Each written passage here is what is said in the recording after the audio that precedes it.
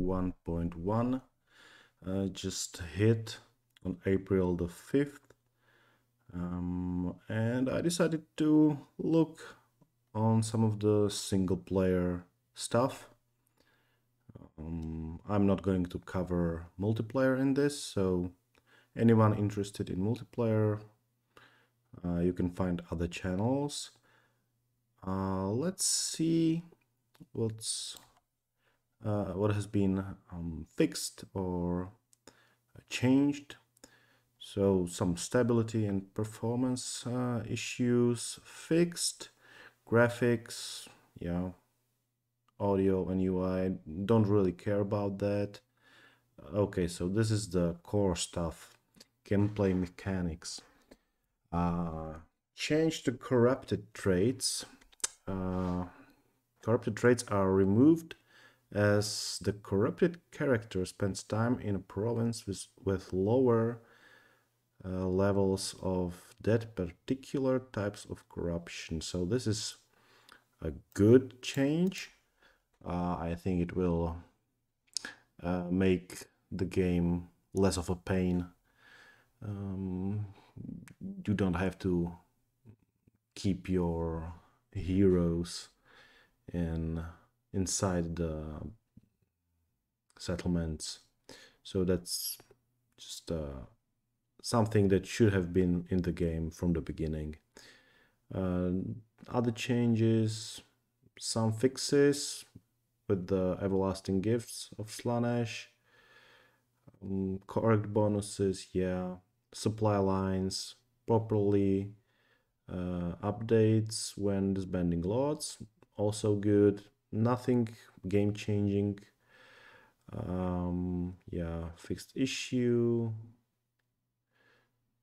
dockable areas, yeah.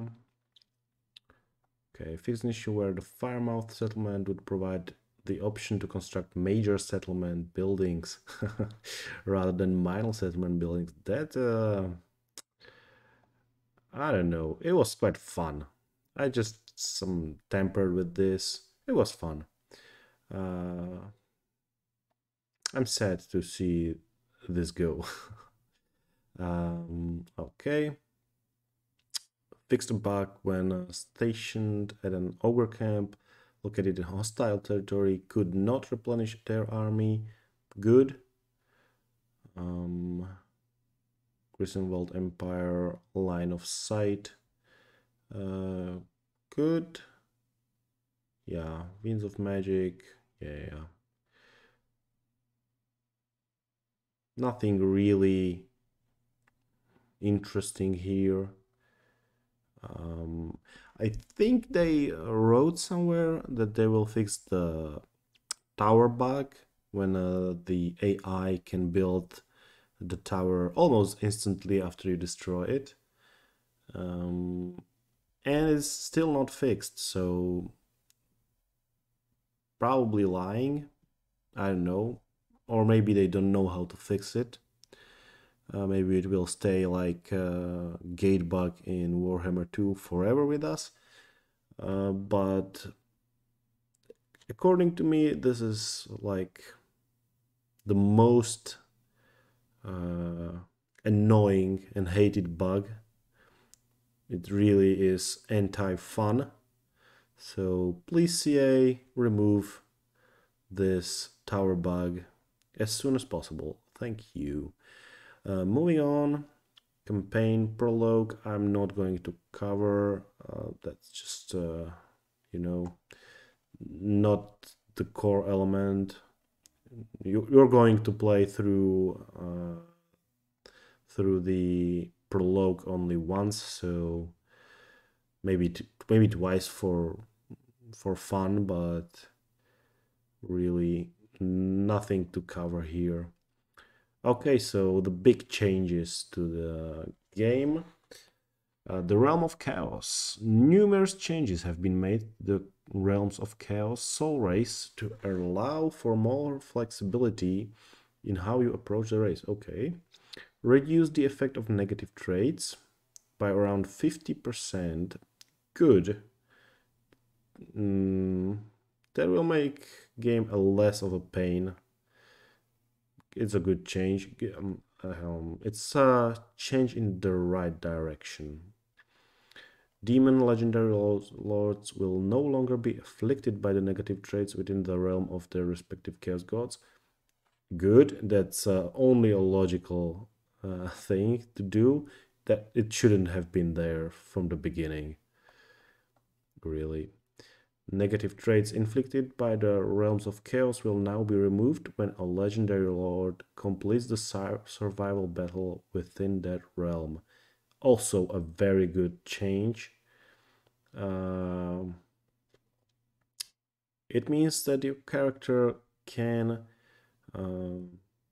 continue conquest or whatever you want to do with it right after you came out of the realms of chaos. So no wasted turns there. That's good. Still, I think they should make it that you could enter realms of chaos also with not your legendary lords but other lords as well, because legendary lord is your main strongest army most of the time, and you want to use it on the campaign map, not in the realm of chaos. Okay, next, upon intercepting an AI faction at the Forge of Souls, the legendary lord will now lose all their souls rather than being wounded for 15 turns. Good.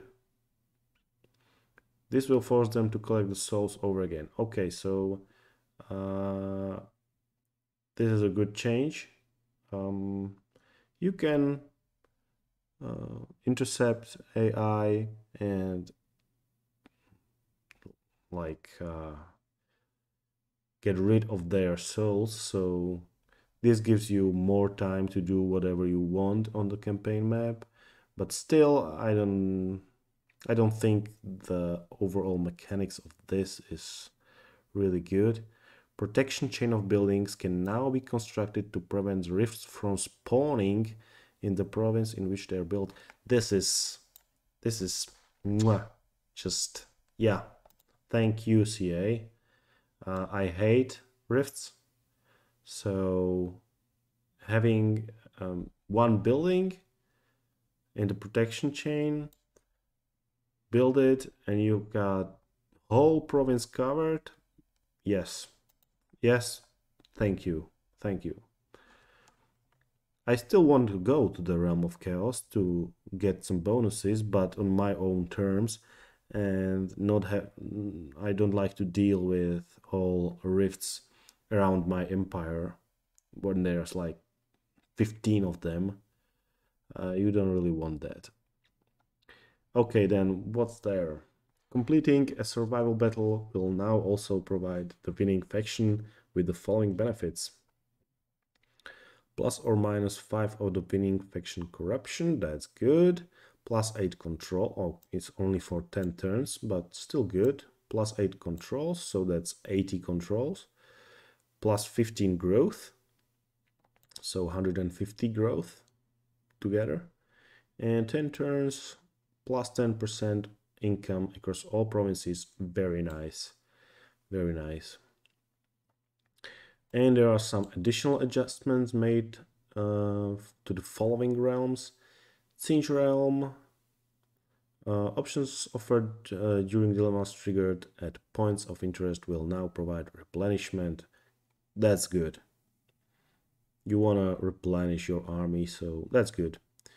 This option, boon from Singe. This option offered by Dilemma now properly displays. Okay, so that's a fix. Nergal the attrition resistance effects granted by points of interest now last 20 turns instead of for the duration spent in the realm. Okay. This means that the boon can now also be carried back to the mortal world. I don't know how much utilization you got from this, or how much it helps you, but it's something. So, okay. Nergalem Flying units can no longer be deployed atop of the Neural Island environment prop. Okay. Players can no longer replace the legendary lord of an army with a regular lord when at the Forge of Souls. Okay. And some fixing. Okay, Be'lakor, the big man.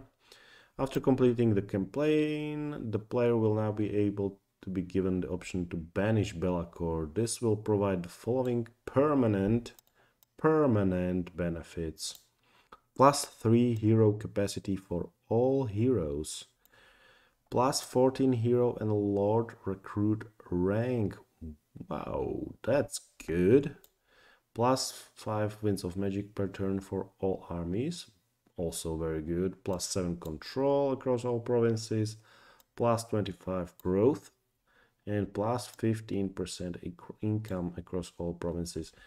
Those are really nice bonuses, but well, you get it almost at the end of the campaign, so you should have most of the world under your control when you defeat Be'lakor. So it's very nice, but I don't know how much fun you get from this. And one additional change made to the Lord. Be'lakor now has a starting trait that grants access to his unique battle ability, Shadow Shroud, rather than it being granted by default. Well, okay. And a fix. Okay, Demons of Chaos. The Prince Demon was underperforming. Yes, it was. Everybody was telling that. Even Legend of Total War mentioned it, that all of the gamers that got the game early, early access, told CA that Daniel was pretty weak, but CA still didn't listen. So they are making him a much better fighter. How good will he be? I don't know. Legend of Total War released some live streams, so you can go check it out. I'm not going to play Daniel on my channel, so gotta look somewhere else. Then, yeah, some adjustments to his gifts. Demonic progression offerings. Okay. Also boosting the faction. Don't really... I don't want to go through all this. You can check this out on your own on this website. Okay, battles. Spells. They are reworking some spells. Penumbral Pendulum got pretty reduced, pretty much reduced, 50% reduction basically. AP percentage remains at 50%, but the overall damage reduced by 50%. Also overcasted version is reduced. Some fixes in unit responsiveness. Improved how infantry units react to orders and turn to face enemies. Their behavior should now match the responsiveness of infantry units in Total War Warhammer 2. I don't know if this is really an improvement. I would expect that game number 3 should be better than game number 2, so they're just matching the quality of Warhammer 2, which is pretty good, don't get me wrong, but I would expect more. Fixing issue which caused range units to fire slower when docked on a siege wall. Okay, still I'm not fixing my ranged units there. Fixed an issue which would cause ranged units to reset their animation without having fired. Yeah, this was a pain in the ass. So thank you for fixing that, if it works. Locked control groups will no longer enter guard mode when receiving an attack order. Good, good. Those are some really good unit responsiveness changes. So I hope the battles will be more fun. Yeah, some general fixes. You can go through that. I'm going to go to the factions. So, and I'm going only to mention the single player changes. I'm not going through multiplayer, so bear with me. General fixes. Exalted Lord of Change lords now have access to the Greater Arcane Conduit as intended, so only fixing the bugs. Ogre Kingdoms. Iron Blaster. Increased projectile spread from 7 to 3.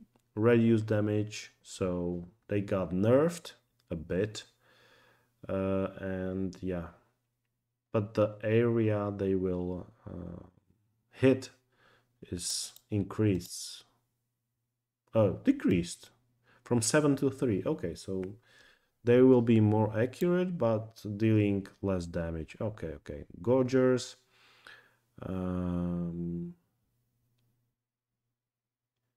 Oh, reducing entity count. Okay, from 16 to 12. Gorgers are expected to quickly smash through light and medium infantry. Okay. So it's a balance. Okay, so overall for Ogre Kingdoms, not much has changed.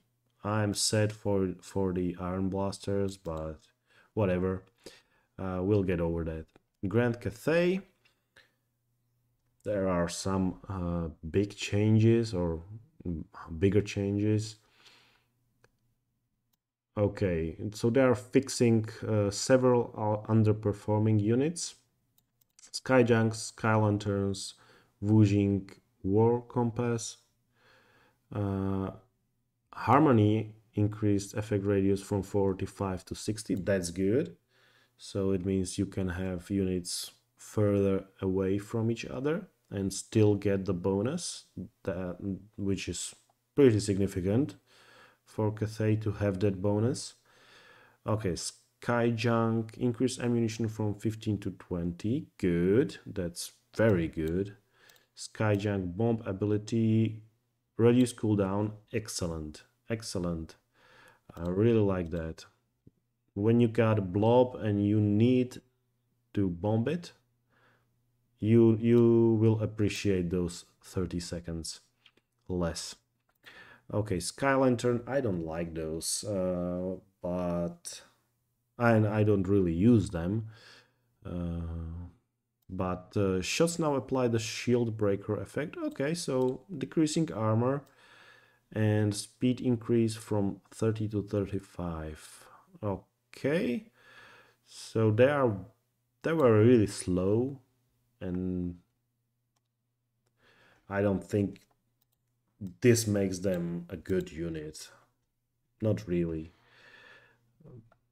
This is a good effect, but I'm not going to use them. There are much better units you have at your disposal and much more cost-effective units as Grand Cathay.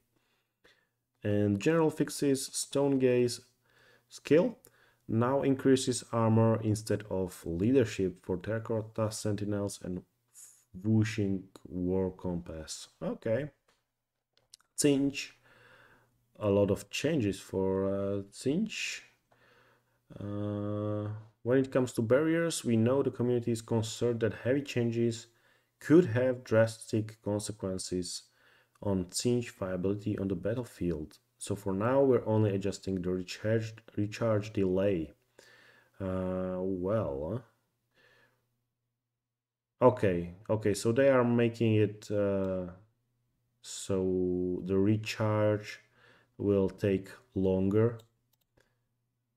So the barrier will start recharging after 30 seconds, not after 15, so that's good. I think Tzeentch was really strong already, although this, from my perspective, my playstyle, it will only make battles unnecessarily longer, because you will wait longer to recharge those barriers. You don't want, of course, you don't want your units damaged, so you will only get barrier damaged, so you will wait longer. Okay, Arcane Surge. Yeah. With fixes to the Winds of Magic reserves the ability to endlessly cast cheap spells such as Blue Fires of Tzeentch was drastically reduced, but not completely fixed. To correct this, we're reducing the values of the Arcane Surge ability. Okay. Okay, so not a bad change. Reduce the Winds of Magic reserve generated per second from, wow, 0.3 to 0.15, so that's a 50% reduction. Warp Flame, lower the armor reduction debuff, okay, by a third. Reduce the weakness to fire debuff, well, that's a cosmetic change. Forsaken of Tzeentch, remove the inherent magic resistance from the unit. Okay, so they will be a lot more susceptible to the magic. Okay, Exalted Flamer of Tzeentch, increase base ammunition. Okay, so flamers will get more ammo and they will be longer useful on the battlefield, and also the range of the units. Well, this is a huge change because flamers, exalted flamers, are really strong. This is a really good unit. So when you have almost, well, not twice the range, but almost twice the range, that's something. You can do stuff with this range. It's really good. All right, Kislev. Not much changed. Armored Cossars, so acceleration, Streltsy and Sarguards, light war sleds, reducing units armor quite significantly. So I think they thought they were overperforming. Elemental Bear, increased melee defense from 20 to 30, that's good, because there can be a lot of units attacking Elemental Bear, because its mass is big. So increasing defense makes Elemental Bear more viable in melee. Yeah, it was its main weakness. Little Grom have a comparatively low play rate to others, so we've adjusted a few numbers to make them more viable. Yep, increased damage, ranged, okay, and AP damage, not much. Those numbers are not really significant. I think maybe a bigger range would be good, but very nice change. Like Little Grom. Nurgle. Nurgle's units are too slow. Yes, CA, they are. Improving mobility. Alright, alright. Exalted Plague Bearers of Nurgle, increasing speed by 4. Increase ammunition count from 2 to 3. Plague Bearers of Nurgle, increasing speed by 4. Plague Drones, increase ammunition count. Okay, Kugath. Plague Father, also seen relatively little use. Increase ammunition count significantly. So I think you will have a lot of use from that. Increasing the healing rate provided by the Nurgling infestation ability from 0.1% to 0.2 per second. Okay, so doubling it. Oh, that's not bad, but I don't see fixing this.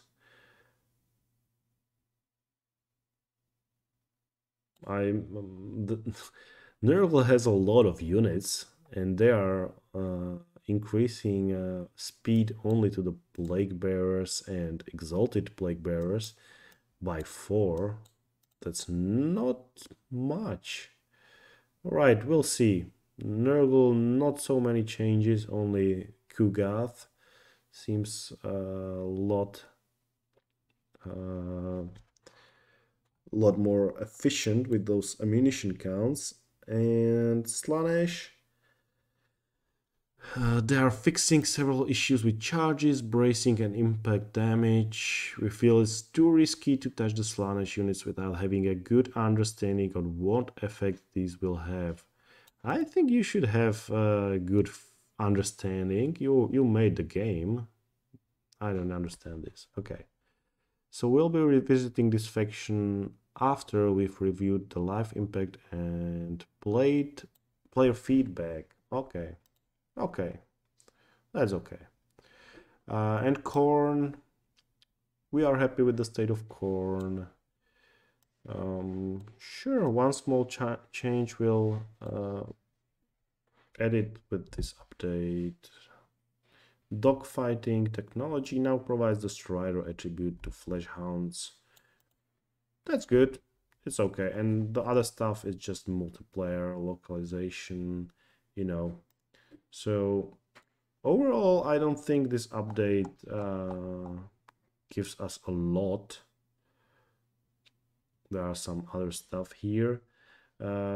It is not making the game good. It's a step in the right direction, but not necessarily the best changes.